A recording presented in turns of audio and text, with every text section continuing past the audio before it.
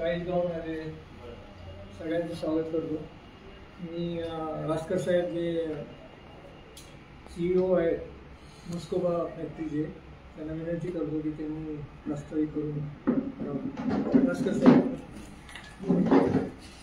धन्यवाद देशमुख साहेब.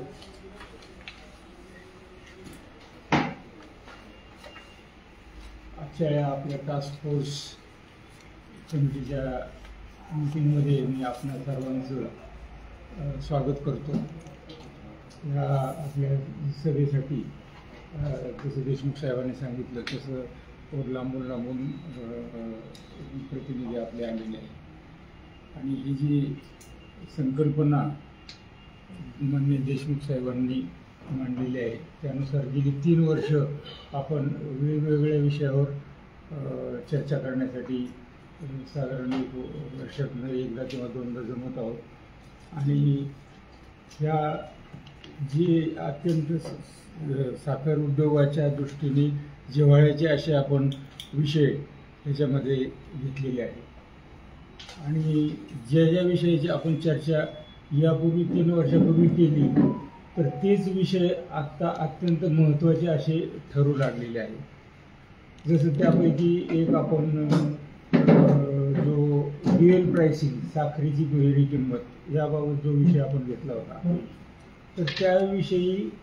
माझ्या माहितीप्रमाणे आता मी अनेक फोरममध्ये जातो पण आपल्या फोरममध्ये जी चर्चा झाली जे निष्कर्ष निघले आणि जे कॅल्क्युलेशन सहित सर्व स्टेक होल्डरना काय फायदा होणार आहे तर हे आकडेवारीच्या स्वरूपात मांडण्यात आलं. देशमुख साहेबांनी त्याच्यामध्ये स्वतः ते इंजिनियर BA असल्यामुळे कॅल्क्युलेशन त्यांनी इतके परफेक्ट केले होते की सगळ्या स्टेक होल्डरमध्ये त्याचा फायदा होतो, शेतकऱ्यांना होतो, कारखान्याला होतो आणि गव्हर्नमेंटला सुद्धा होतो. साहेब तुमच्या कॅल्क्युलेशनप्रमाणे 26,000 कोटी GST मिळतात आणि ती वस्तुस्थिती फक्त तो इम्प्लिमेंट करणं गरजेचं आहे आणि संभाव्य अडचणी ज्या सरकारला येऊ शकतात तर त्यावर सुद्धा सोल्युशन आपण त्याच्यामध्ये दिलेलं आहे आणि ते अमित शहा माननीय मंत्र्यांना पाठवण्यात आलेले. तुम्ही जसं सांगितलं की आपण त्याचा पाठपुरावा करूया तसं सगळ्यांसाठी सांगतो की मुरलीधर मोहोळ जे सहकार राज्यमंत्री आहेत केंद्राचे, आम्ही ठरवले 4-5 जणांचं शिष्टमंडळ घेऊन त्यांना भेटायचं आणि हा द्विस्तरीय भावाचा मुद्दा पटवून सांगायचा म्हणजे ते अमित शहाला पटवून सांगतील आणि त्याच्यामध्ये गेम चेंजर हा इश्यू आहे. त्याच्यामुळे साखर कारखान्याचे फायदा आहे, शेतकऱ्यांचे फायदा आहे. शेतकऱ्यांना 4,958 रुपये भरपाई मिळू शकते असं आपण त्याच्यात दाखवून दिलेलं. तर ते आपण पुढच्या आठवड्यात काही 5 लोकांचं शिष्टमंडळ घेऊन जाऊया. मुरलीधर मोहोळ पुण्यातच असतात योगायोगाने, त्यांची आपण गाठ घेऊन त्यांना कन्व्हिन्स करूया. कंटिन्यूस गरजेचं आहे. तर आजचा जो विषय आपण घेतलेला आहे तो ऊसतोड कामगार, ऊस वाहतूक आणि यांत्रिक तोडणी त्याच्या समस्या आणि निराकरण अशा प्रकारचा हा विषय घेतलेला आहे आणि तो सुद्धा अत्यंत जिव्हाळ्याचा विषय म्हणजे खूप महत्त्व त्या विषयाला प्राप्त झालेलं आहे आणि तोच विषय आपण चर्चेला घेतलेला आहे. तर हा देशमुख साहेबांनी जी काही फोरम ऑफ इंटेलेक्च्युअल्स नावाची संस्था स्थापन केलेली आहे ते संस्थापक आहेत, अध्यक्ष आहेत आणि त्या संस्थेचं ब्रीदवाक्य आहे ते आपण वाचताच नेहमी त्यांच्या कम्युनिकेशनमध्ये असतं. एकच ध्यास शेतकरी आणि एकात्मिक ग्रामीण विकास हा स्लोगन आहे त्यांच्या संस्थेचं आणि ह्या फोरमच्या अंडर आता हा शुगरचा टास्क फोर्स कमिटी ही तयार करण्यात आलेली आहे आणि याचे समन्वयक देशमुख साहेब आहेत आणि बाकीचे सगळे आपण वेळोवेळी जमत आहोत आणि चर्चा करत आहोत.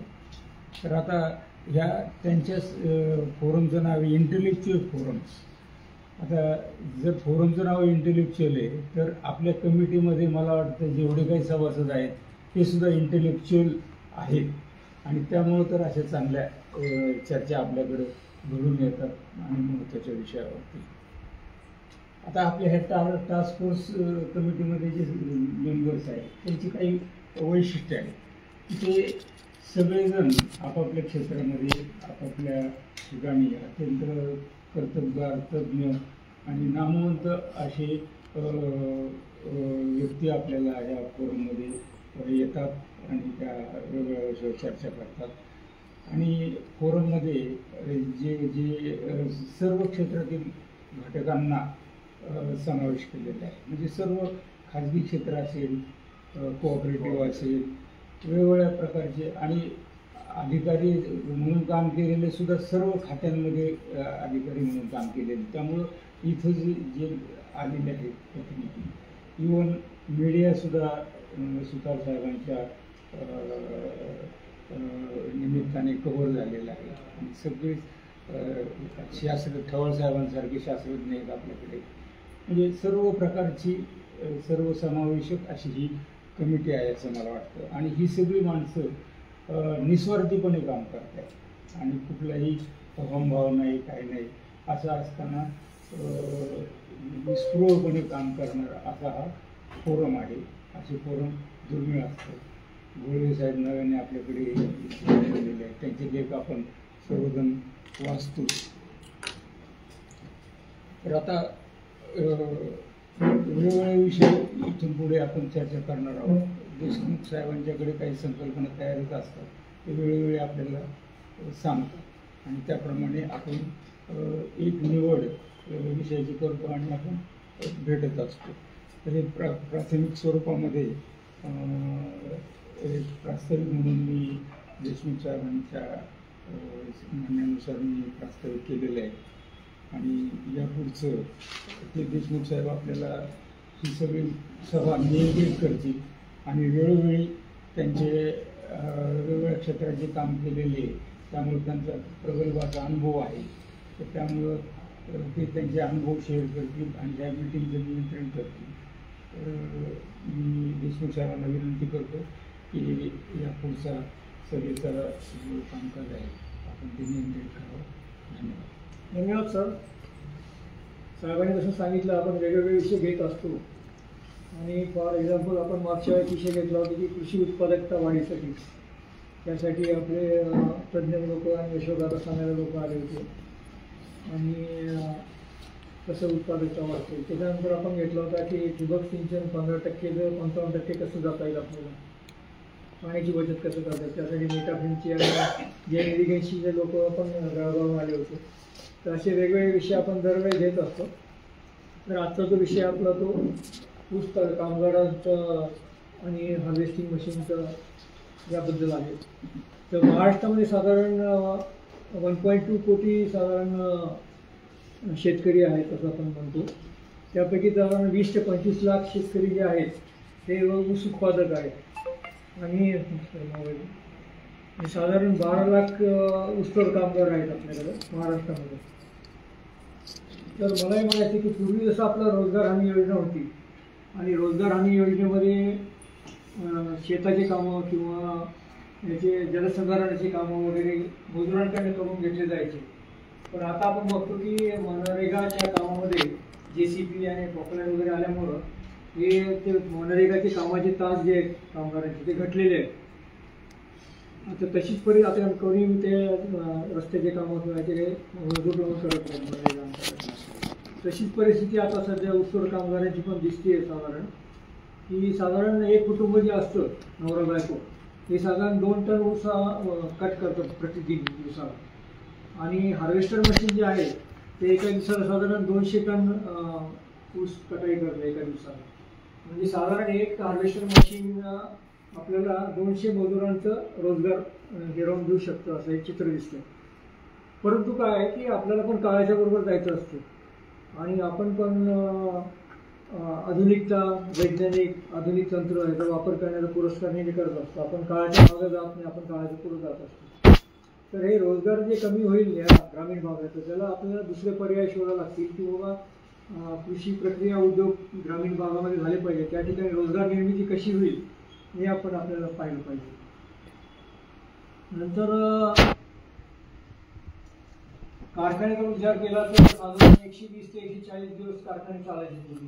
बरेच वेळेचा अतिरिक्त ऊस तोडत नाही साखर व्यक्तीला निवेदन पण द्यावं लागायचं. पण आता या वेळेचा हंगाम पाहिला तर ॲव्हरेज जर पाहिला महाराष्ट्राचं तर साधारण तो 83 दिवस चाललेला आहे कारखाना. म्हणजे प्लांट युटिलायझेशन जे आहे ते पूर्ण झालेले नाही, त्यामुळे कारखाने पण अडचणीत आलेले आहे. ही पण कारखान्याची बाजू समजून घ्यायची पाहिजे. आणि ऊस तोडणी कमी झाल्यामुळं जी अपेक्षा होती ऊसतोड कामगारांना एवढं स्थलांतर करून आलेत ते स्थलांतर जे आहे ते ग्रामीण भागातच आहे. हे वेगळं वैशिष्ट्य आहे या स्थलांतराचं. आणि त्याच्यामध्ये त्यांना जी अपेक्षा होती की इतके दिवस आपल्याला काम मिळेल, पण ते लवकर काम संपल्यामुळे त्यांना परत जावं लागतं. होते काय, त्यामुळे एका बाजूला मुकादमाचा ॲडव्हान्स असतो त्यांच्या डोक्यावर, तो परत करता येत नाही. गावाकडे गेल्यानंतर सावकाराचं कर्ज घेतलेला असतो, त्यांचा काढायला लागलेला असतो. अशा त्या चक्रामध्ये सध्याचा ऊसतोड कामगार सापडलेला आहे. तर नंतर त्यामध्ये ते बाकीचे सामाजिक प्रश्न पण बरेच आहेत ऊसतोड कामगारांचे. धोळगे सरांचा त्याच्यावर खूप अभ्यास आहे, ते आपल्या रिसर्च आपण म्हणू त्याला, त्याच्यात ते जास्त उल्लेख करतीलच. ते मध्ये गोपीनाथ मुंडे विकास महामंडळ आहे, त्याला 10 रुपये प्रति टन देणं अपेक्षित आहे. म्हणजे काय स्थिती सध्या माहीत नाही, किंवा त्या विकास मंडळाने ऊसतोड कामगारांना काय कुठल्या सुधारणा दिल्या त्याचं आपल्याला अजून म्हणजे माहीत नाही मला. तर 4 जानेवारी 2024ला साखर संघ आणि ऊसतोड कामगार संघटनाचे 8 प्रतिनिधी आणि बाकी नेते लोक यांचा करार झाला होता. आणि त्यांनी 34% वाढ दिलेली आहे ऊसतोड कामगारांना. आणि मुकादमाला 19%चं 1% वाढ करून 20% केलेली आहे. आणि हे जे अंमलबजावणी हे पूर्वलक्षीय, म्हणजे ऑक्टोबर 2023 पासून त्यांनी अंमलबजावणी करायचं असं त्यांनी त्या करारामध्ये नमूद केलेलं आहे. तर तो करारामध्ये भाग घेतलेले गेनीनाथ पाटील जे आहेत, थोडे पाटील, ते रस्त्यामध्ये आहेत आणि 15-20 मिनिटात ते पण पोहोचतील आणि ते त्यांची बाजू पण मांडतील. तर परंतु शेतकऱ्यांची बाजू अशी की बाबा 34% वाढ दिली आहे तुम्ही, परंतु शेवटी FRP ऊसतोड वाहतूक आणि हे जे बदावून ते भोजन परत शेतकऱ्यांना पडतो, असं शेतकरी लोकांचं म्हणणं असू शकतं. आणि आता हा 25 किलोमीटरच्या आवारातला ऊस संपल्यानंतर ऊस कमी झाल्यामुळे यावर्षी मग काही कारखान्यांनी 70 किलोमीटर 60 किलोमीटर अंतरावरून ऊस आणला. काही लोकांनी परराज्यात ऊस गेला, कर्नाटक गुजरातमध्ये. तर हे जे अंतर वाढलेलं आहे त्यामुळं तो वाहतुकीचा खर्च वाढलेला आहे, शेवटी तो पण वजा होणार आहे. याच्याबद्दलही आपल्याला काहीतरी विचार करावा लागेल. सांगायचा उद्देश काय की याच्यात अनेकांची बाजू आहे. मग ते वाहतूकदार असतील किंवा हार्वेस्टिंग मशीन बनवणारे असतील, ऊसतोड कामगार असतील, कारखाने असतील किंवा शेतकरी असतील. तर या सगळ्यांचे प्रश्न समजून घेण्यासाठी आज आपण इथं बसलेलो आहे. प्रत्येकांचे काय प्रश्न आहेत ते आपण इथं समजून घेऊया. आणि सोमीनाथ धोळगे जे आहेत ते ॲक्च्युली बांधावरचे शेतकरी आणि लेखक म्हणून ते शास्त्रज्ञ पण आहेत. खूप मध्यंतरी ते अकॅडमीमध्ये पण होते, युनिक अकॅडमीमध्ये होते आणि बॅकग्राऊंडमध्ये काय म्हणजे करत असतात ते. आणि त्यांचं शेतामध्ये भाकरी चटणी खातानाचे पण फोटो असतात. तर ते मी सोमीनाथ धोळगेंना विनंती करतो की त्यांनी त्यांचं ऊसतोड कामगारांचे जे व्यथा आहेत ते त्यांनी प्रत्यक्ष फील्डवर जाऊन अनुभवलेले आहेत ते त्यांनी मांडावेत असं मी त्यांना विनंती करतो. हां ठीक आहे सर, त्या डायसवर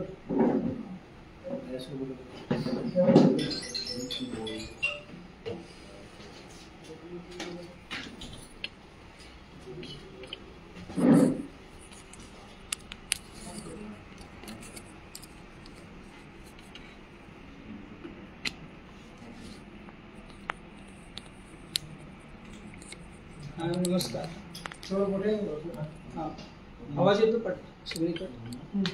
नमस्कार, मी सोमनाथ गोळे. आत्ताच सांगितलं अगोदरच मी सर्वांचा आभार मानतो मला इथं बोलण्याची संधी दिली. आणि कारण नंतर पण आभार मानायला वेळ इकडे येणं होईल किंवा नाही माहीत नाही. तर शुगर टास्क फोर्सनं सुरुवातीला पण बोलले होते, देशमुख सर बोलले मला की तुम्ही असं का मांडू शकाल का. तुम्ही म्हटलं हो म्हटलं. आणि तिथून पुढं हा सर्व आपलं हे एक इंडोवर चर्चेचं हे आपलं सुरू झालं. तर एकंदर आपण साखर उद्योगाकडे पाहतो किंवा ह्या सर्वांचा आभार अगोदर. आणि साखर उद्योगाकडे पाहत असताना आपल्याला एक तटस्थ म्हणून बघणं गरजेचं आहे आपल्याला. आपण फक्त एका बाजूनं किंवा साखर कारखान्याच्या बाजून न पाहता शेतकरी ऊस उत्पादक यांच्या बाजूनं सुद्धा पाहायला पाहिजे, त्याच्यामध्ये काम करणारे आहेत त्यांच्या बाजूनं पण बघायला पाहिजे, किंवा स्टेट आपल्याला कशा पद्धतीनं हँडल करतं किंवा आपल्या कशा पद्धतीनं आपले समस्या किंवा त्यातून मार्ग काढणाऱ्या कशा गोष्टी असू शकतात ह्या बघणं आपल्याला गरजेचं असतं. त्याच्यामुळे सुरुवातीला आपण एक व्यक्ती म्हणून त्याच्याकडे पाहूया. आपले हितसंबंध किंवा कारखान्यामधले काय असतील ह्याच्यापेक्षा आपण त्या ऊसतोड मजुरांकडे केंद्रित करूया. ते व्यक्ती म्हणून करूया किंवा त्यांचं आणि कारखान्याशी कसे संबंध येतात ह्या संदर्भामध्ये सुद्धा आपण पाहूया. मुळामध्ये साखर उद्योग हा मूल्य साखळी व्यवस्था व्यवस्थित पण अलीकडे गडगडताना मूल्य साखळी व्यवस्था गडगडताना दिसते, परंतु त्याच्याकडे आपल्याला मूल्य साखळी व्यवस्था आहे किंवा तिथे आहे कारण खूप मोठ्या प्रमाणावर गुंतवणूक झालेली या साखर उद्योगामध्ये. तर ही आपल्याला पहिली गोष्ट मान्य करावी लागते. विशेषतः याच्यामध्ये एक व्यवस्थात्मक पहा कारण एक साखळीच आहे त्याच्यामध्ये. मग ती कारखानदार असेल, ऊस उत्पादक असेल, कारखान्यामधले इनसाईड काम करणारे असतील किंवा ऊसतोड मजूर असतील किंवा ह्या सगळ्यांच्या भोवतानी पुन्हा आणखी एक असा वर्ग तयार होतो की तो त्यांचा व्यवसाय करताना दिसतात आपल्याला. म्हणजे छोटे छोटे व्यवसाय असतात, कुठे गिरणी असेल, दुकान असेल, कपड्यांचे असतील किंवा काय अशा पद्धतीने आपल्याला दिसतात. त्याच्यामुळे ही जी एक मूल्य साखळी तयार झालेली आणि ही मूल्य साखळी काही फळ पिकांमध्ये दिसते आपल्याला, थोडक्यात दिसते, जास्त दिसत नाही. पण साखर उद्योगामुळे आपल्याला दिसतं किंमत कमी इतर पिकांकडे पाहताना आपल्याला मूल्य साखळी दिसत नाही. त्याच्यामुळे त्यांचा जो दर मिळतो, भाव मिळतो तो अत्यल्प असतो. तर ह्या दृष्टीने सर वेळ किती माझ्याकडे? ओके. तर आपल्याला दुसरं त्याच्यातले भाग म्हणून काही मुद्दे माझी मांडणी जी आहे ती प्रश्नार्थक आहे. प्रश्न उपस्थित करतो मी, त्याचे उत्तर माझ्याकडे सगळे असतील असं नाहीये. कारण ती प्रत्येकानं चेक करायचं की आपल्याकडं हा प्रश्न पडला आपण कसं पाहतो त्या प्रश्नाकडे. कारण हा सोल्युशन वजा असेल असं नाही म्हणत किंवा हे अंतिम सत्य असं सुद्धा नाही. कारण त्याच्या आपण मुळापर्यंत कुठपर्यंत जातो हे माहित नाही. प्रत्येक कामगारांचे प्रश्न किंवा प्रत्येक कारखान्यावरच्या तिथल्या भौगोलिक सामाजिक परिस्थितीनुसार प्रश्न बदलत असतात. तरी आपण त्या सगळ्या प्रश्नाला एकत्र करून समन्वय कसा करता येऊ शकेल हे आपण पहिल्यांदा विचार करतो आणि त्या दृष्टीनं मी तटस्थपणे सुरुवातीला बोललो तसं. तर थोडीशी हिस्ट्री पाहूया आपण साखर कारखान्याची. म्हणजे आपल्या इथे बॅकग्राऊंड मधून आपल्याला थोडंसं हे होईल की आपण कशा स्वरूपामधले तिथले ऊसतोड मजूर आहेत किंवा मजूर फक्त त्यांच्यापुरतं नाही तर आपल्याला एक व्यापक करताना आपल्याला सगळेच आपण ते मजूर म्हणूनच पकडतो.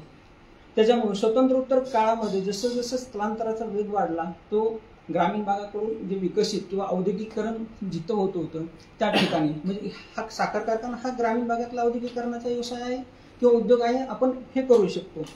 तर त्यातून शहरीकरण मोठ्या प्रमाणात वाढत होतं ग्रामीण भागामध्ये पण कारखानदारी येत होती म्हणून शहरीकरणाचा काही प्रमाणामध्ये शहरीकरणाकडे जे स्थलांतर होत होतं त्याचा वेग थोडा कमी केलेला आपल्याला दिसून येईल.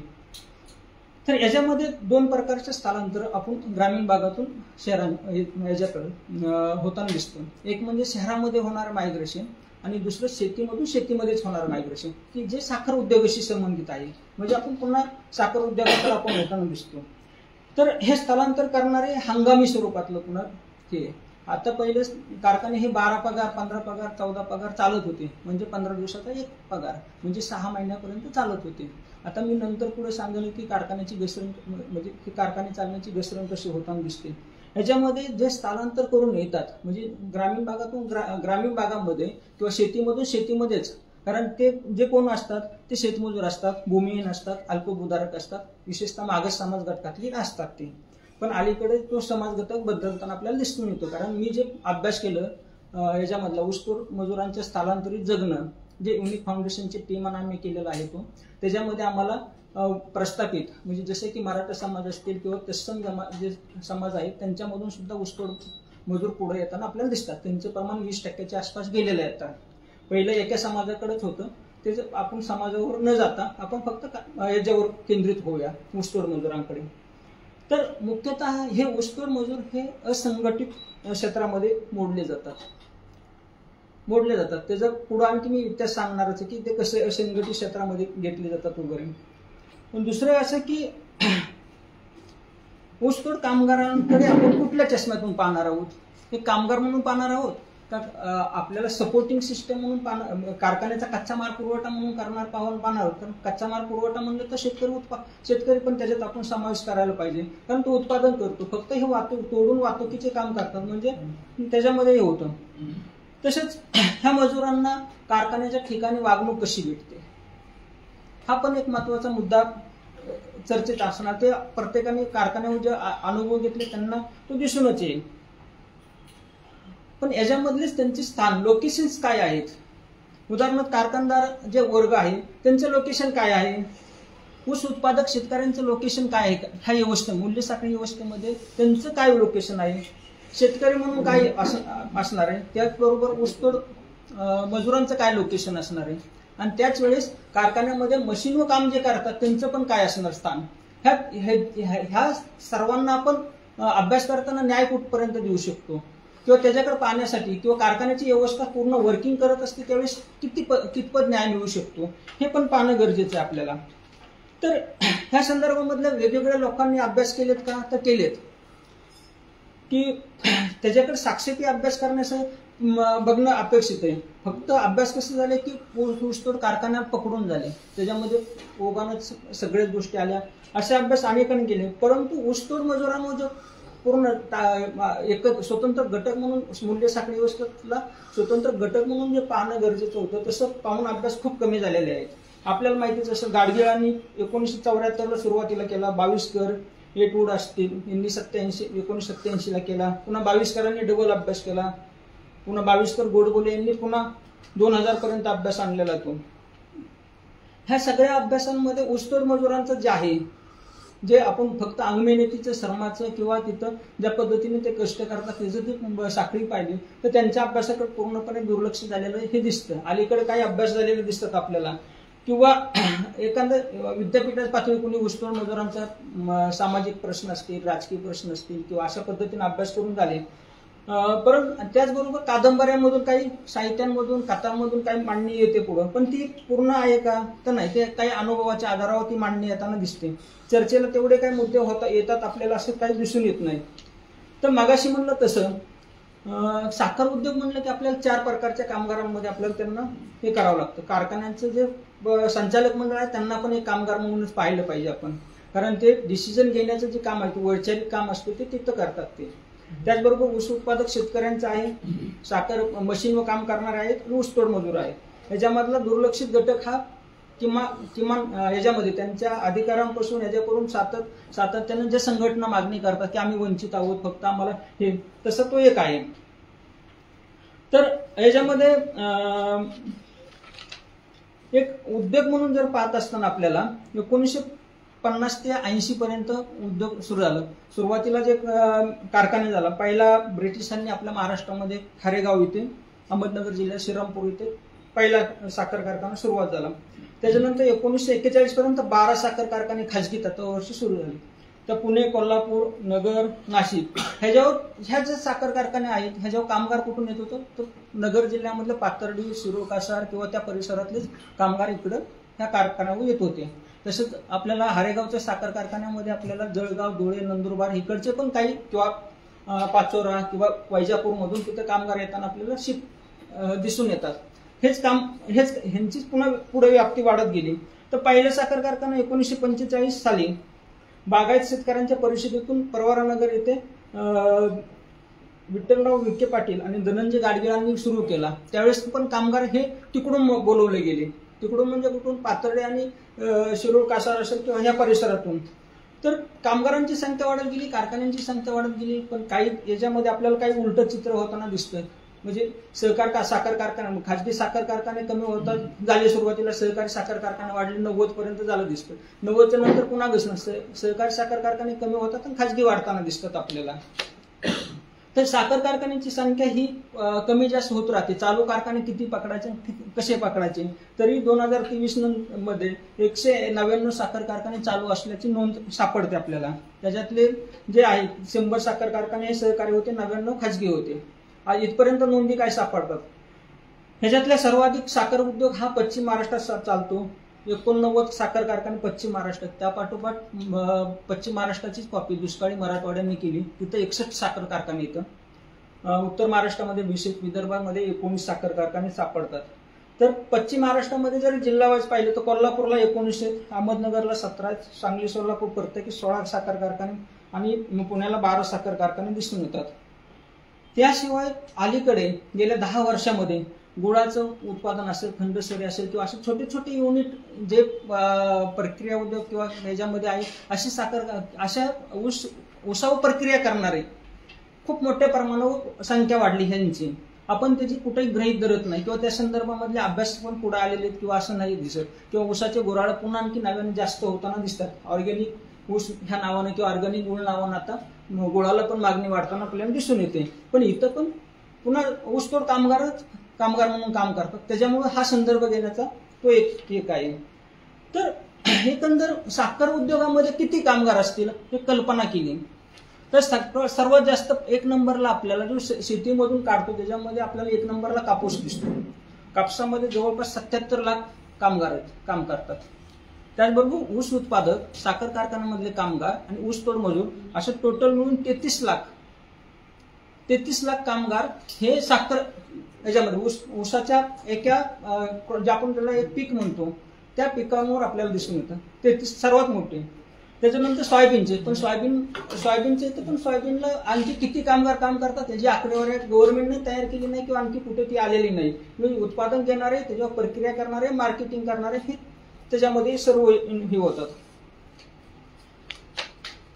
ह्याच्यामध्ये आपण ऊसतोड मजुरांवर फोकस करायचं झालं तर आता मी काही प्रश्न उपस्थित करतो ते तुम्ही बघा कसे वाटतात ते प्रश्न किंवा तुम्हाला काय वाटतं त्या संदर्भातलं की त्याच्यातलं आपण कळीचे प्रश्न म्हणूया. कारण प्रश्न आणि समस्या हे वेगवेगळ्या सेक्शन मध्ये बघायला पाहिजे की ऊस तोडणीसाठी एवढ्या मोठ्या प्रमाणावर ऊसतोड मजूर का जातात. हा मुळामधला पहिला कळीचा प्रश्न आहे. त्याची कारणे काय आहेत.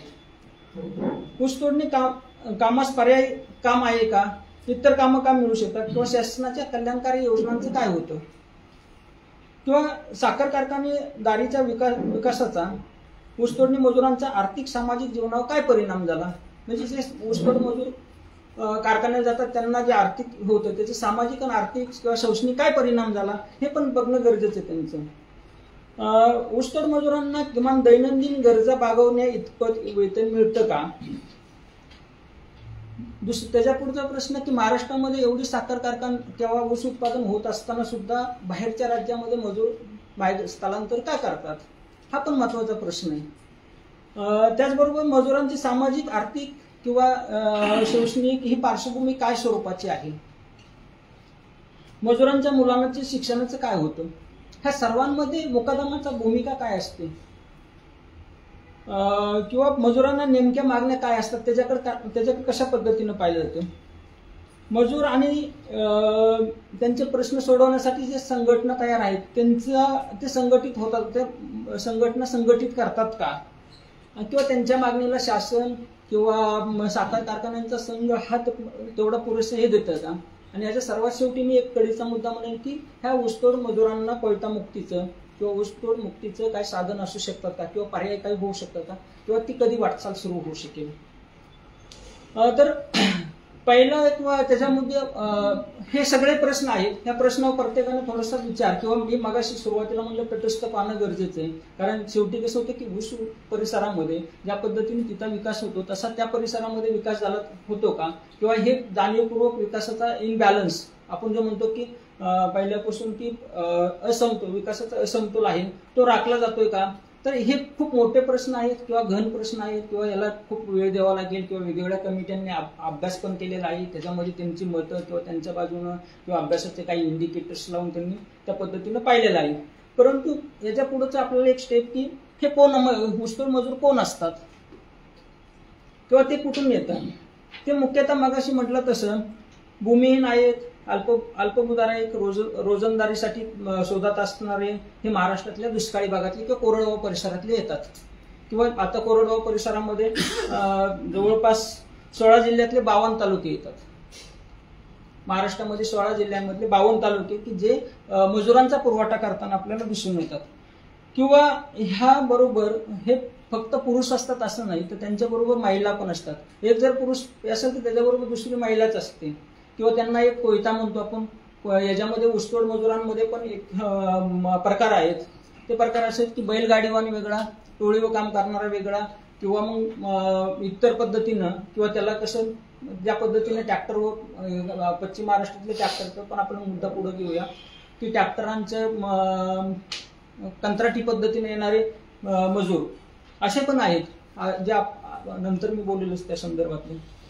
तर हे मजुरांची संख्या किती असावी, तर याची आकडेवारी उपलब्ध नाही. आता जवळपास 5-6 वर्ष झाले की गोपीनाथ मुंडे विकास महामंडळ स्थापन केले, तरी त्यांना आणखी आकडेवारी गोळा केलेली नाही.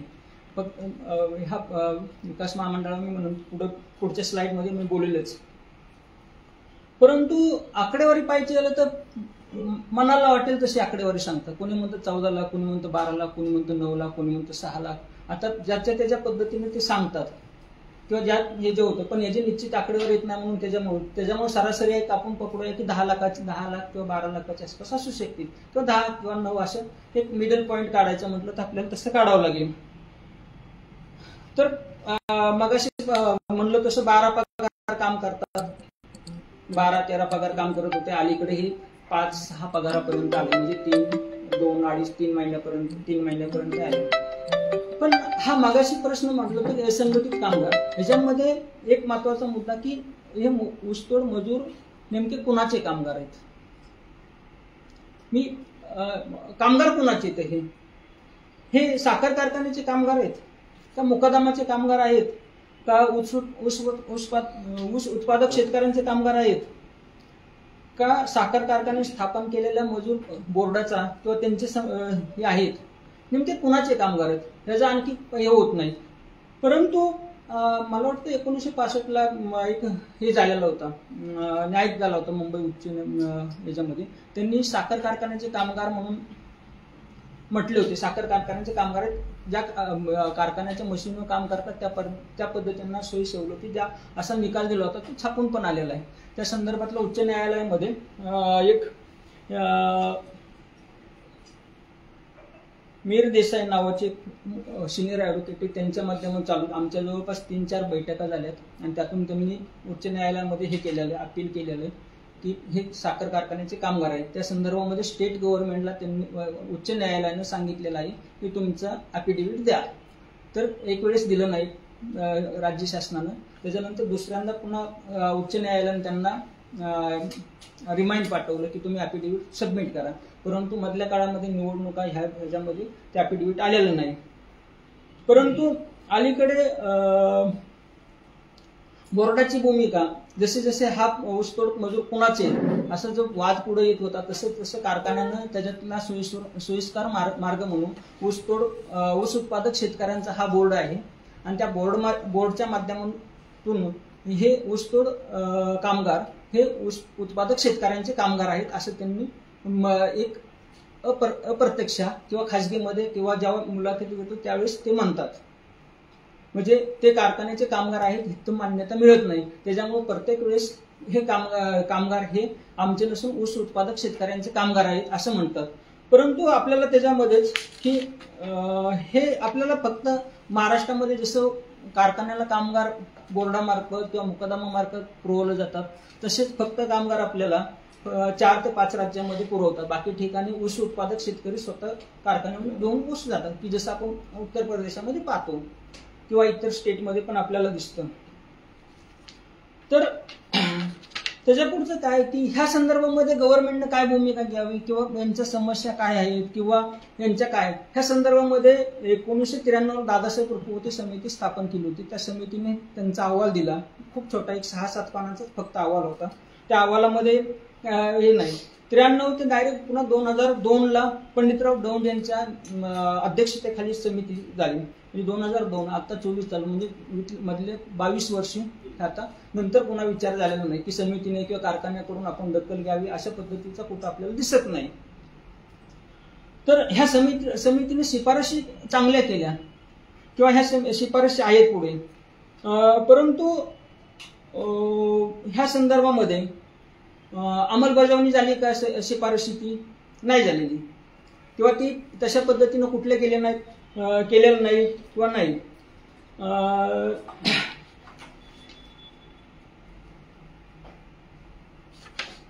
तर ह्या समस्या कुठल्या आहेत त्यांच्या, किंवा त्याची यादी करायची झाली तर खूप मोठी यादी होती आपल्याला. कारण अलीकडे जसं जसं महागाई वाढते किंवा कारखान्यामध्ये किंवा आधुनिकीकरण किंवा जागतिकीकरण उदारीकरण आपण पाहतो, तसं तसं यांच्यावर परिणाम होताना आपल्याला वेगवेगळ्या स्वरूपामधले परिणाम होताना दिसतात. त्याच्यामुळे यांची यादी हे जातात. तरी त्याच्यातले काही गोष्टी अपवादात्मक म्हटलं तर फक्त 2 मागण्या आपल्याला मान्य केलेल्या दिसतात किंवा त्या संदर्भातली चर्चा होती. किती संप झाले, संप होऊ द्या किंवा तुमचं काय डायरेक्ट म्हणजे संप न होता, की जसं याच्यामध्ये झालं 2023 मध्ये मिटिंगा झाल्या मुकादमांच्या आणि संघटनांच्या आणि ह्याच्या साखर संघाशी. पण याच्यातून फक्त 2 मागण्या होतात. एक म्हणजे ऊसतोड मजुरांची भाववाढ मिळायला पाहिजे आणि दुसरी म्हणजे मुकादमाचे कमिशन. ह्याच्या पलीकडे आपल्याला मागण्या जाताना दिसत नाहीत.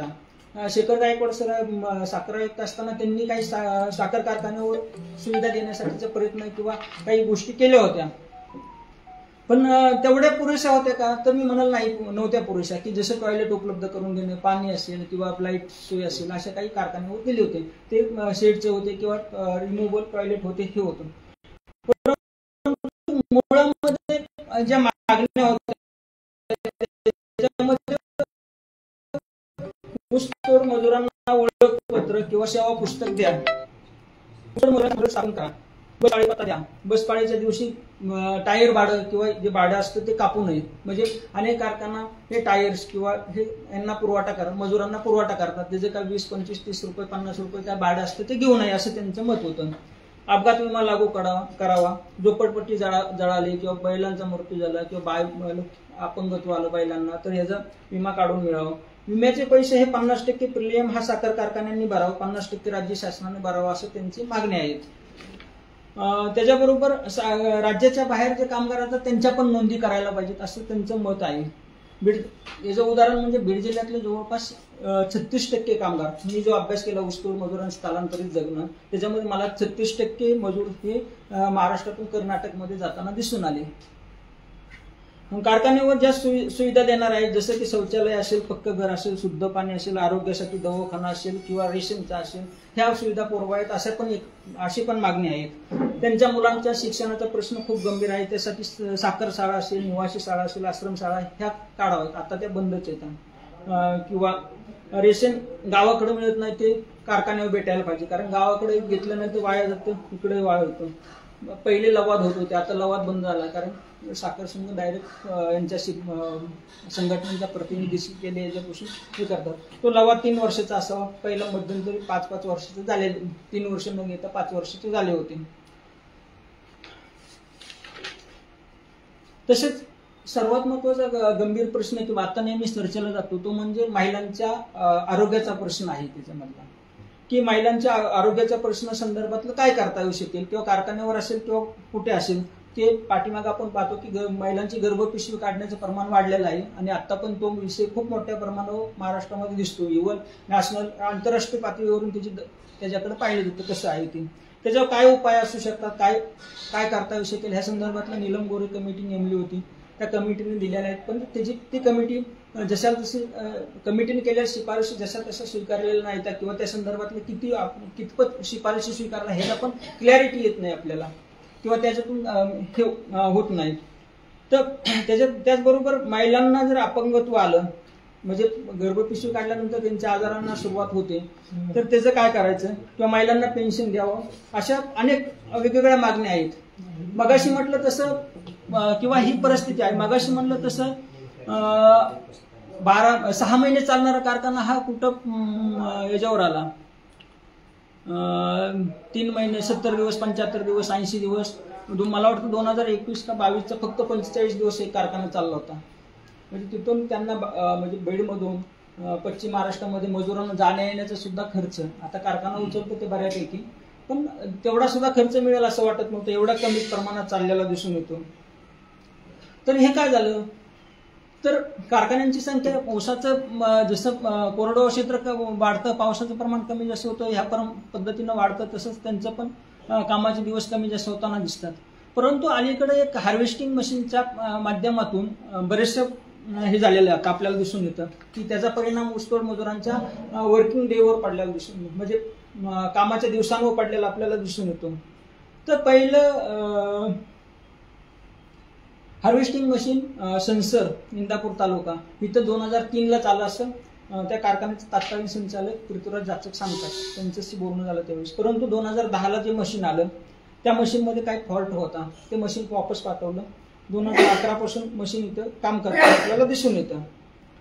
तर आज सध्या स्थितीमध्ये 2430 मशीन आहेत आपल्या महाराष्ट्रामध्ये नोंदणीनुसार, जे नोंदणी केलेले आहे त्यानुसार 2430 मशीन आपल्याला दिसून येतात. आकडा हा जास्त जाऊ शकतो, कारण अलीकडे अनुदानांचं जसं प्रमाण वाढलं तसं मशीन घेणाऱ्यांचं प्रमाण वाढलंय. फक्त हे मशीन यांच्याकडेच येतात, म्हणजे इकडच्या बागायतदार शेतकऱ्यांकडे येतात असं नाही. तर मजुरांनी पण 5 मजूर 6 मजूर 7 मजूर एकत्र करून ते पण मशीन घेतात. म्हणजे मशीन सगळ्यांकडे सगळी येऊ शकतात, कारण अनुदानाचं प्रमाण हे 40 लाख 35-40 लाखाच्या दरम्यान येतं. प्राईजनुसार 40% म्हणतात असं. तर कारखान्यांनी मशीनला प्रोत्साहन दिलं मशीन घेण्यासाठी, कारण ऊसतोड मजुरांच्या जशा समस्या आहेत किंवा समस्या सोडवण्याच्या याच्यामधून पर्याय म्हणून सुधार हे केला. मी पहिली गोष्ट सांगतो की मी मशीनला विरोध करत नाही, कारण मी मशीनला कोयतामुक्तीच्या एक साधन म्हणून पाहतोय त्याच्याकडे. ज्या पद्धतीनं मी माझे बॅकग्राऊंड हे ऊसतोड मजुरांतून येतं. मी स्वतः ऊसतोड मजुरी केलेली, त्याच्यामुळे मला त्या पद्धतीचं काम कुठलं आहे ते माहीत असल्यामुळे मी स्वतः केलं. तर ह्या संदर्भात मी कोयतामुक्तीचं हे पाहतो. मशिनरीला मी विरोध करत नाहीये, म्हणजे नंतर काय प्रश्न विचारू होऊ शकतो. परंतु आपल्याला तटस्थपणे पाहत असताना की याचा परिणाम ऊसतोड मजुरांना काय कसा होतो. जर एक मशीन 200 मजुरांचं काम काढून देतो, एक मजूर किंवा 100 टन तोडलं एका मशीननं किंवा 200 टन तोडलं, तर 100 मजुरांचं 200 मजुरांचं म्हणजे 100 कोयत्यांचं काम काढून देतं. आणि मशीनच्या संदर्भामध्ये काय की त्यांना मिळणारा मोबदला मजुरांना आणि मशीनला मिळणारा जास्त, याच्यामध्ये तफावत दिसते आपल्याला. सर्वसाधारणपणे मशीनला 450 ते 550 पर्यंत प्रति टन मिळतो, असं बऱ्याचशा कारखान्यांमधल्या तिथल्या मशीनच्या मालकांनी वगैरे सांगितलं. तर मजुरांना किती, आता पाठीमागच्या झाल्यानंतर 366, अगोदर 283 रुपये भेटत होते, तर आता 366 रुपये प्रति टन भेटतो. तर हा मोबदला जो भेटतो, एक जर 2 मजूर असले तर 2 टन बसगाडी किंवा ट्रॅक्टरवर 2 टन तोडू शकतात. म्हणजे त्यांची हजेरी दिवसाला किती होते, 350 रुपये होते किंवा जास्तीत जास्त 400 रुपये होईल. त्यांनी जर 2 टनापेक्षा जास्तही केलं तर दोन माणसं 2 टन तोडतात, म्हणजे एक माणूस 1 टनापेक्षा पर्यंत तोडू शकतो. तर मग मशीनला एका टनाला जर 450 रुपये देत असेल तर मशीन मजुरांना का देत नाहीत, हा प्रश्न तिथं उपस्थित होतो. दुसरा जो आहे की ऊसतोड मजुरांच्या बागायतदारांकडून जास्त प्राधान्य किंवा कारखान्यांमधून पण सांगितलं की तुम्ही मशीन घ्या, आणि त्या पद्धतीनं ऊसाच्या लागवडीचा पण प्रयत्न केलेला. की पहिलं कसं होतं की वापा पद्धतीनं हे करत होतं, आता मध्ये अंतर ठेवून हे झालं होतं. मशीनमधून जाणारे रोजगार यांचा कमी होतो याच्याबद्दल काही नाही. त्या संदर्भामध्ये काही प्रतिक्रिया आपल्याला पाहणं गरजेचं आहे. तर मुंडेवाडी इथली ज्या राही गंभीरे आणि जयश्री ठोंबरे आहेत त्या काय म्हणतात, गेल्या 20 वर्षापासून आम्ही ऊसतोडी मजूर क्षेत्रामध्ये काम करतो. अलीकडे हार्वेस्टिंग मशीन आल्यामुळे चांगल्या गुणवत्तेचा ऊस तोडण्यासाठी आम्हाला कमी झाला, मिळत नाही चांगल्या गुणवत्तेचा. कारण चांगल्या गुणवत्तेचा आणि रस्त्याच्या कडेचा ऊस मशीनद्वारे तोडला जातो, मात्र अडचणीच्या ठिकाणी खराब असणारा ऊस मजुरांकडून तोडला जातो. ह्या सर्वांचा परिणाम आमच्या धंद्यावर झालाय. धंदा कमी होऊ लागला, एकंदर ऊसतोड मजुरीतली मजुरी कमी होऊ लागली असे म्हणतात. तर बाळू मुंडे आणि सुनीता मुंडे हे जोडपं काय म्हणतं की वेळोवेळी मजुरींचे दर वाढवून मिळण्यासाठी लवादांची मान्यता मिळाली, ऊसतोडीचे दर वाढलेले आहेत, पण मशीनमुळे चांगला ऊस तोडण्यास मिळत नाही. ऊसाची तोडणी जास्त वेळ करून सुद्धा आम्हाला टनेजमध्ये कमी तोडतो आम्ही. त्यामुळे ऊसतोडणीचे काम सोडून इतर कामांचा आम्ही विचार करत आहोत, मात्र आमच्याकडे इतर कामासाठी जास्त कौशल्य नाही, त्याच्यामुळे आम्ही इतर कामामध्ये जाऊ शकत नाही. तरी आम्ही भविष्यामध्ये ऊस तोडणार नाही असं. आणि त्यांना मी 2 वर्षानंतर मी त्यांचा अपडेट घेतलं, तर ते आहे वाघोलीच्या इथं एक हे टाकलं त्यांनी, भाजीपाल्याचं दुकान टाकले, तिथं ते आता ऊसतोडी हे झाले, बाहेर पडले. तर उद्धव केदार काय म्हणतात, हे केस तालुक्यातले, ते म्हणतात 35 वर्षापासून मी काम करत आहे. पूर्वीचा साखर कारखान्याचा हंगाम हा 6 महिन्याचा होता. आता तोच 2 महिने 4 महिन्यावर आला आहे. गेल्या वर्षी तर आमचा हंगाम फक्त 45 दिवसाचा होता. हे कधीचे 2022ची. तर मग ह्याच्यापुढचा आपण एक पॉईंट असं परत पुन्हा लवादाकडे घेऊ आपण, किंवा ह्याच्यामध्ये लवाद आता तुम्हाला माहितीच असेल की ऊसतोड बोर्ड स्थापन केल्यामुळे तो एक आहे मुद्दाच. ऊसतोड मजुरांच्या संघटना आहेत. ह्या संघटनांमध्ये मला ऊसतोड मजूर नसताना दिसतात, मुकदमांचेच फक्त संघटना असताना दिसतात. ही वस्तुस्थिती आपल्याला मान्य करावी लागते. आणि दुसऱ्या ज्या संघटना आहेत की ज्या ऊसतोड मजुरांशी संबंधित नाही, की ज्या डाव्या संघटना येतात त्या ऊसतोड मजुरांशी संबंधित नाही, त्या बाहेरून राहून आपलं एक कामगारांप्रती काहीतरी दायित्व आहे असं ते म्हणतात आणि त्या पद्धतीने ते हे करतात. म्हणजे प्रत्यक्षात रिअल जी स्वतःची मांडणी जी करावी लागते किंवा स्वतः जे अनुभव येतात ते जिथं मांडण्यासाठी प्रेझेंटेटिव्ह किंवा हे लागतात, सदस्य असायला पाहिजे संघटनेमध्ये, ते नाहीत. आपण कुठलीही संघटना घेतली तर त्याच्यामध्ये त्यांच्या पदाधिकाऱ्यांची लिस्ट पाहिली आपण तर आपल्याला तिथं फक्त मुकदमांचीच नावं दिसतात, मजुरांचं नाव दिसत नाही. किंवा मी आता पाठीमागच्या इथं साखर संकुलात इथं जे पाठीमाग हे चालू होतं भाववाढीचं 34% भाववाढ दिली, त्यावेळेस मी पण तिथं उपस्थित होतो. मला तिथं कामगार दिसून आला नाही. हे आपल्याला म्हणजे कामगारांचा प्रश्न हे जर मुकदम मांडत असतील, म्हणजे मगाशी म्हटलं तसं 20% जर घेत असतील, पैसा कोण कारखाना हे देतं त्यांना, म्हणजे मी टीका करत नाही. ही आपल्याला तिथली वस्तुस्थिती आपल्याला समजून घेणं महत्त्वाचं आहे. मुकदम हा एजंटच्या स्वरूपामध्ये काम करतो कारखाना आणि मजुरांच्या. तर त्यांच्या बदल्यामध्ये कारखाना हप्ता देतो, त्या हप्त्यावर ते मजुरांना देतात पैसे, त्याच्या बदल्यामध्ये ते 20% घेतात. म्हणजे एक मायक्रो फायनान्स सारखंच ते एक वेगळ्या विशिष्ट किंवा त्याला कारखान्याकडून मान्यता असणारे एक सावकार म्हणूनच मी पाहतो त्याच्याकडे. कारण हे पैसे 20% जर पे होत असतील ते 20% इकडे मजुरांचे आहेत ना, शेवटी मजुरांच्या याच्यावरच घेतात ना ते. तर पूर्वी 1993 पासून बबनराव डाकणे मजुरांच्या याच्यासाठी सक्रिय होते. त्यावेळेस नेतृत्व त्यांच्याकडे होतं. ते साखर संघाबरोबर बोलणी करत होते मजुरांच्या वतीनं. हे नंतर पुन्हा गोपीनाथ मुंडे आले, साखर करून सहकार क्षेत्रामध्ये शरद पवार साहेब असतील किंवा इतर प्रतिनिधी असतील असे होते. नंतर 15 नंतर गोपीनाथ मुंडे गेल्यानंतर पंकजाताईंनी त्यांची जागा घेतली, हर्षवर्धन पाटील पुढे आले. हा सगळा इतिहास आपल्याला सगळ्यांना माहीत आहे, मी असं गृहीत धरतो. 2001 पासून कामगारांशी थेट बोलणे झाले, परंतु पाठीमागचे जे हे झालं ऊसतोड मजुरांच्या संघटनांचं आणि साखर संघांच्या अधिकाऱ्यांची, त्यावेळेस त्यांची बोलणी पुढे जातच नव्हती. म्हणजे जवळपास 4 बैठका झाल्या, 4 बैठकांमध्ये जात नव्हती. जेव्हा वरून आदेश आला की तुम्ही याच्यावर तडजोड करा, म्हणजे इनडायरेक्ट तुम्हाला आणखी लवाद इनडायरेक्ट असताना तुम्हाला दिसून येईल. म्हणजे लवाद तुम्ही जर गायब करत असाल तरी लवाद पुन्हा येताना आपल्याला तिथं दिसेल. अलीकडे ऊसतोड मजुरांची जी पार्श्वभूमी होती त्याच्यामध्ये काय समस्या आहेत, तर जे आम्ही अभ्यास केला होता युनिक फाउंडेशनच्या टीममध्ये, त्याच्यात जवळपास 2100 कुटुंबाच्या ऊसतोड मजुरांच्या आम्ही मुलाखती घेतल्या होत्या. त्याच्यातले 54% कामगार हे निरक्षर आपल्याला दिसून आले. त्यांचं शिक्षण 54% कामगारांचं झालं होतं. 80 जवळपास निरक्षर आणि अल्पभूधारक म्हणजे आपल्या अल्प शिक्षित म्हणजे फक्त 4थी पर्यंत झालेले हे 80% दोन्ही मिळून आपल्याला प्रमाण दिसतं. फक्त शिक्षण घेणार पदवीपर्यंत शिक्षण किंवा माध्यमिकपर्यंत हे घेणारे फक्त 25% आपल्याला दिसून येतात. किंवा हे 91% म्हणजे त्यांना शिक्षणाचे हे होत नाही, म्हणजे उच्च शिक्षण काय असतं हेच माहीत नाही, म्हणजे ॲटिट्यूड पण हे केलं. दुसरं आहे की त्यांच्यामध्ये बालविवाहाचं प्रमाण आहे. 13 वर्षाच्या पुढे अशी एकही तुम्हाला मुलगी दिसणार नाही. ऊसतोड मजुरांची मुलगी आहे त्याचे 13 वर्ष वय झालं असेल, इतक्या छोट्यापणे त्यांचं लग्न करण्यात येतं. त्याला परिस्थिती पण कारणीभूत होते, त्याच्यावर आपण जास्त नव्हतं. त्यांच्या ह्या मुलांचे असेल किंवा यांच्या आरोग्याचं काय आहे, आरोग्याची समस्या पण मोठ्या प्रमाणावर आपल्याला दिसून येतात. तसेच त्यांच्या सकस आहाराचे पण हे आहे, बाववाडीचा तक्ता आपल्याला दिसून येतो.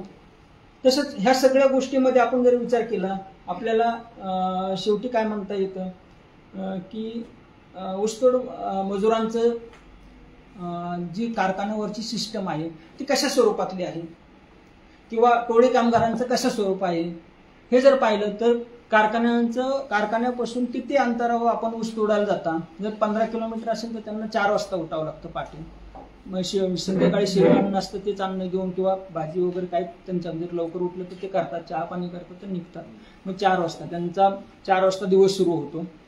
4 वाजता सुरू झाल्यानंतर ते पहाटे 5, 5:30, 6ला म्हणजे हे होतात, पोहोचतात. त्यांचं लगेच ऊस तोडण्याचे काम सुरू होतं. ते 10 ते 11 वाजेपर्यंत चालतं. 2 टन ऊस तोडतात. गाडी 11 ते 12 हे करतात. 12 जर सरासरी मी मध्यम मार्ग सांगतो तुम्हाला. 12 वाजता ते गाडी भरतात. 12 वाजल्यापासून त्यांना 2 वाजेपर्यंत कारखान्याला गटामध्ये गाडी सोडली की महिला ह्या घरी जाऊन पुन्हा दिवसभरांचे पूर्ण कोपीवरचं राहण्याची जी झोपडी असते त्याला कोप म्हणतात. त्या कोपीवरचं झोपडीवरचं ते घरातली कामं व्यवस्थापन वगैरे सगळं म्हणजे झाडून काढणं, स्वच्छता, भाकरी वगैरे हे करतात. पुरुष हे गटामध्ये थांबतात. बैलगाडी खाली घेऊन जाणं असेल, पूर्वी एक मध्ये उचलून गव्हाणीमध्ये टाकावं लागत होतं. आता क्रेन आलेले आहेत त्याच्यामुळे आता तो खाली करण्याचं हे झालं. परंतु हे 5, 5:30 पर्यंत गाडी खाली करून यायचं, थांबायचं. नंतर बैलांची निगा राखणं, पाणी वगैरे ह्या सगळ्या गोष्टी तिथं येतात. पण बऱ्याच वेळेस आपल्याला रात्री ती गाडी आलेली रात्री 11-12 वाजेपर्यंत, म्हणजे पहाटे 4ला सुरू झालेला दिवस हा त्यांचा रात्री 11 वाजता संपतो. हा हे झालं बैलगाडीवरचं. आता टोळी कामगारांचं जीवन कारखानेवासीपर्यंत मी म्हणतो की भटके स्वरूपातलं आहे. कुठल्याच गावामध्ये ते 15 दिवस, 20 दिवस, 25 दिवस, 30 दिवस जास्त म्हणजे मिनिमम ते 15 दिवस आणि मॅक्झिमम 1 महिनाभर राहतात. नंतर त्यांना तिथून झोपडी उचलावं लागते दुसऱ्या ठिकाणी. आणि ट्रॅक्टर ज्यावेळेस येईल ते सकाळी 7ला ट्रॅक्टर आलं तर त्यांना 10 वाजेपर्यंत त्यांना भरून द्यावंच लागतं. रात्री 12 वाजता आलं तर त्यांना 3 वाजेपर्यंत ट्रॅक्टर भरून द्यावं लागतं. म्हणजे त्यांच्या कामाचा असा हेच नाही. आणि किती असेल 2 टन असतं तोडायचं. आणि त्यांच्या मुलांचे शिक्षण, आरोग्याचे प्रश्न हे तर खूपच नाही. एक तर कुठलाच कारखाना हा शुद्ध पाणी देताना मला दिसून येत नाही. एक पक्केघर वाळवा साखर कारखान्याचं वगळत आपल्याला इतर ठिकाणी पण दिसून येत नाहीत. तर कल्पना करा की जर अशा पद्धतीनं जर ते तिथं राहत असतील किंवा हे होत असेल, त्यांच्या राहणीमानावर किती परिणाम होत असेल. जेवण कुठलं वेळेवर मिळतं का? नाही मिळत. त्यांच्या आरोग्याचे आंघोळी वेळेवर असतात का? नसतात. त्यांचं खाण्याचं कुठला आहार घेतात? शिळं अन्न. 2 टाइम त्यांना शिळं अन्न खावं लागतं. म्हणजे सकाळचं एक आणि दुपारचं एक. कारण दुपारी 4 वाजेपर्यंत घरी येत नाहीत. त्यामुळे सकाळचे आपण जे नाश्ता करतो त्या टायमाला त्यांना शिळं अन्न खावं लागतं. दुपारी गाडीवरून रस्त्याला लागल्यानंतर ते जेवण करतात. म्हणजे 12 पर्यंत आले तर दुपारी घरी येऊन करतात. तो भाग वेगळा राहिला. 12 वाजेपर्यंत सरासरी बैलगाडी येत नाही. आणि याच्यामध्ये बैलगाडी कामगारांचं प्रमाण हे जवळपास 70-75% आहे. टोळी कामगारांचे प्रमाण हे कमी आहे. पण अलीकडे ज्या पद्धतीनं बैलांची संख्या किंवा यांची संख्या कमी होत आली तसं मजुरांकडे पण ट्रॅक्टर आले. आता छोटे ट्रॅक्टर पाठीमागे एक टायली असते ते 4 टन 5 टन तोडतात. त्यांच्याकडे ते काय करतात की तिथलेच एक मजूर वाढवतात. 2 माणसं असेल तर 6 माणसं होतात. 6 माणसाचे एकत्र ग्रुप करून ते आता येताना दिसतात. आणि त्या संदर्भातलं तिथून ऊस वाहतूक करतात. थोडंसं हे भाववाढीचे आल्यापासून किंवा भाववाढ झाल्यापासून आपल्याला 4 पैसे आले दिसतात. परंतु त्यांचा धंदा हे 6 लाख रुपये असेल. म्हणजे आपण थोडंसं इकॉनॉमिक पण चर्चा करूया त्याच्यावर. जर 6 लाख रुपये मिळाले तर ते 6 जणांमध्ये वाटलं तर 1 लाख रुपये येतात. 1 लाखामधलं त्यांचा कारखान्यावरचा राहण्याचा खर्च वेगळा त्याच्यातला 10-15 हजार रुपये जातात. म्हणजे 90,000 रुपये मिळतात. 90,000मध्ये त्यांनी गावाकडे जाऊन वर्षभर कसे करायचे.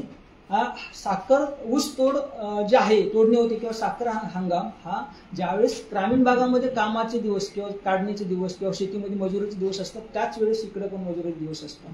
आणि ज्यावेळेस इथले मजुरीचे दिवस संपतात तेव्हा तिथले पण मजुरीचे दिवस संपले आहेत. म्हणजे तिकडचे ज्या दुष्काळी भागातून येतात तिथले पण मजुरीचे दिवस संपलेले असतात. त्याच्यामुळे त्यांना इकडची त्यांच्याकडे ऑप्शन काय असतो की इकडची मजुरी स्वीकारा किंवा तिकडची मजुरी स्वीकारायचं म्हणलं तर हे इकडे येऊ शकत नाहीत. आणि तिथं जर सगळे कामगार राहिले तर त्यांना तिथं मजुरीची मारामार होणारच. हा त्याच्यातला प्रश्न आहेच. तर एकंदर ह्यासाठी काही दुष्काळमुक्तीचे मार्ग मिळू शकतात का? तर मी म्हणेन नक्की मिळू शकतात. आणि अशी उदाहरण आपल्याकडे भरपूर प्रमाणात आहेत. ते म्हणजे काय की ऊसतोड मजुरांचं राजकारण करण्याच्या जी संघटना किंवा जे सगळं नेतृत्व म्हणतं त्यांनी ऊसतोड मजुरांचे आम्ही नेतृत्व म्हणण्याच्या ऐवजी त्यांनी दुष्काळमुक्तीचं नेतृत्व असं म्हणायला हवं स्वतःला. आणि दुष्काळ मुक्तीच्या नेतृत्व म्हणूनच त्यांनी स्वतःची मतदारसंघ बांधणी करायला हवी होती. पण तशी झालेली दिसत नाही आपल्याला. तर ती ऊसतोड मजुरांचं नेतृत्व किंवा ऊसतोड मजुरांचा नेता हे म्हणून घेण्यामध्ये त्यांना मोठेपणा आहे आणि ते म्हणूनही घेतात. पण असं एखादा म्हणत नाही की मी दुष्काळ मुक्तीचा नेतृत्व आहे आणि मला हे ऊसतोड मजुरांचं स्थलांतर थांबवायचं आहे. किंवा दुसरी गोष्ट की जर मशीन जर येत असतील तर ऊसतोड मजुरांना पर्याय काय असू शकतो, तर मला वाटतं शेती आहे. त्या संदर्भातलं मी एक कटपळचं उदाहरण देऊ शकेन. म्हणजे सांगोला तालुक्यात कटपळ म्हणून आहे, दिगंचीच्या जवळ गाव आहे, त्या गावाचं मी एक उदाहरण देईन की त्या गावामधले 90% लोक हे ऊसतोड मजुरीला जात होते. परंतु त्या एक कासागंगा नदीच्या ओढा आहे, त्यांच्या नदी किंवा ओढा त्यांच्या त्याचं त्यांनी पुनर्जीवन केलं. त्या गावाचा मी अभ्यास केलेला. तर त्या गावामध्ये ते 90% मायग्रेशन थांबलं. त्यांना प्रत्येक पूर्ण हंगाम म्हणण्यापेक्षा त्यांना पूर्ण वर्षभर त्यांना बाहेरचे 1000 मजूर लागतील. 700, 800 ते 1000 मजूर त्यांना आता बाहेरचं लागतं. त्यांनी काय केलं, नदीचं पुनर्जीवन केलं, बांधबंदिस्त केली, पडलेलं पाण्याचा थेंब तिथेच मोरवला आणि त्यातून काय केलं की एक डोबळी मिरचीचं त्या मातीला पोषक असणारं एकच पीक घ्यायला सुरू. त्या गावातून ते सांगतात, म्हणजे गावातले जे आहेत खरात पाटील, बाळासाहेब खरात पाटील, ते सांगतात की माझ्या गावातून सीझन हंगामाच्या वेळेस दर दिवस 2 कोटीची मिरची इथून प्रत्येक दिवशी विकली जाते. त्यासाठी हैदराबाद तिकडून येतात, हैदराबाद, कलकत्ता किंवा मुंबईमधून व्यापार येतात तिथून. आणि ते म्हणतात की आम्ही वाशी मार्केटमध्ये दर दिवस 10 चक्के आम्ही 2 ट्रक पाठवतो, असं पण म्हणतात. त्याचं दुसरं उदाहरण आहे आपल्याला की ज्या पूर्ण गाव, म्हणजे आता तुम्ही आपण आपल्या परिसरात पण विचार करू शकता की पूर्ण गाव हे दुष्काळी आहे, परंतु तिथं पाझर तलाव झाल्यानंतर, तिथं पाणी पातळीत वाढ झाल्यानंतर तिथली शेतीची कसण्याची पद्धत पूर्णपणे बदलते आणि त्या बदलातून त्यांनी ऊस तोडण्याचं कमी केलं. आता मी माझ्या परिसरात राहतो, माझ्या परिसरात तलाव छोटासा झाला आहे, एकदम छोटा तलाव आहे. त्या ठिकाणी मी जवळपास 50 ऊसतोड मजुरांना थांबवलं, फक्त कांदा उत्पादन एक, ते बी डिसेंबरच्या अगोदरच. डिसेंबर ते जूनपर्यंत कामं नसतात.